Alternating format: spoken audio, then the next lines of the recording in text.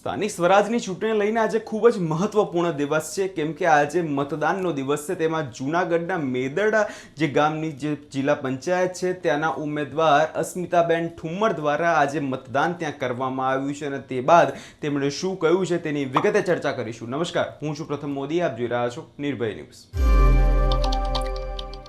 સ્થાનિક સ્વરાજની ચૂંટણી લઈ આજે મતદાનનો જે મહત્વપૂર્ણ દિવસ છે તેમાં આજે લોકો દ્વારા ઠેર ઠેર જગ્યાએ મતદાન કરવામાં આવી રહ્યું છે।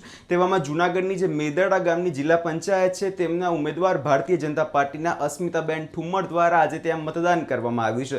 સ્વાભાવિક છે કે તેમના પૂર્વ જિલ્લા પંચાયતના પ્રમુખ હરેશ ઠુમ્મરના પત્ની અસ્મિતાબેન ઠુમ્મરને આ વખતે ત્યાં ટિકિટ આપવામાં આવી છે અને તેને જોતા હવે આગળના સમયમાં શું વિકાસના કામો થાય છે, શું આગળની રણનીતિ હશે, તે મતદાન પછી તેમણે શું કહ્યું છે, સૌ પ્રથમ તે સાંભળી લઈએ।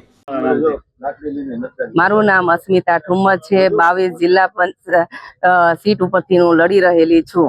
આગલા ક્રમમાં મારા પતિ જિલ્લા પંચાયત લડી ચૂકેલા છે અને જે એ જિલ્લા પ્રમુખ થઈ ચૂકેલા છે અને એમણે 5 વર્ષ જનતા વચ્ચે રહી અને ખૂબ જ કામ કરેલા છે।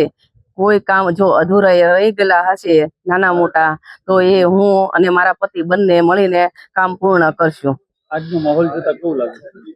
આજનો માહોલ જોતા એવું લાગે છે કે મેંદરડાની જનતા અને મતદારો અમારી સાથે છે અને અમને મત આપીને વિજય બનાવશે।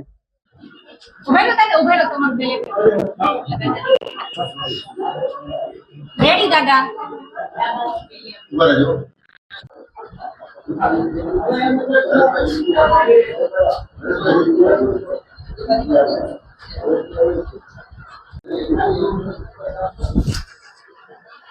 અત્યારે નંબર 124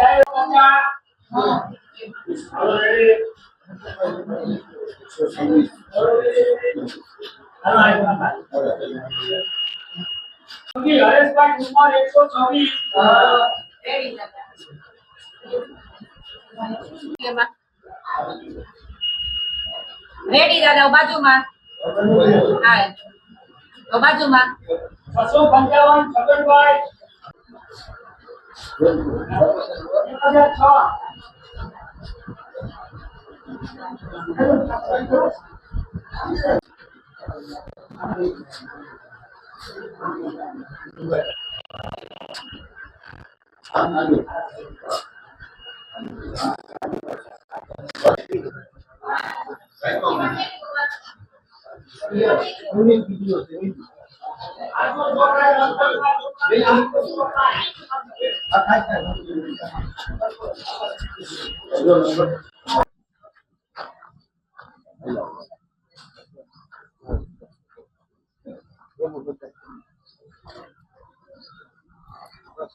એટલે જે રીતે હરેશ ઠુમ્મર દ્વારા પણ જે વિકાસના કામો કરવામાં આવે છે તેવું તેમની પત્નીનું કહેવું છે અને તેના પછી આગળના સમયમાં તેમના દ્વારા પણ આ જ પ્રકારે વિકાસના કામો કરવામાં આવશે, લોકો માટે કામો કરવામાં આવશે તેવી વાયદાઓ કરવામાં આવે છે। હવે જોવાનું એ રહેશે આગળના સમયમાં થાય છે શું, કેમ કે જે પ્રકારે અત્યારે વિકાસની વાતો કરવામાં આવે છે, વિકાસના બોલ બોલવામાં આવે છે, પરંતુ શું આગળના સમયમાં એ પ્રકારે વિકાસ થશે ખરી? કેમ કે જે પ્રકારે હરેશ ઠુમ્મર દ્વારા વિકાસ કરવામાં આવે છે તો ગામના લોકોનું પણ કહેવું છે કે ખૂબ જ સારું કામ થયું છે, પરંતુ આગળના સમયમાં શું અસ્મિતાબેન ઠુમ્મર દ્વારા આ જ પ્રકારે કામ કરવામાં આવશે તેના પર સૌ કોઈની નજર રહેશે।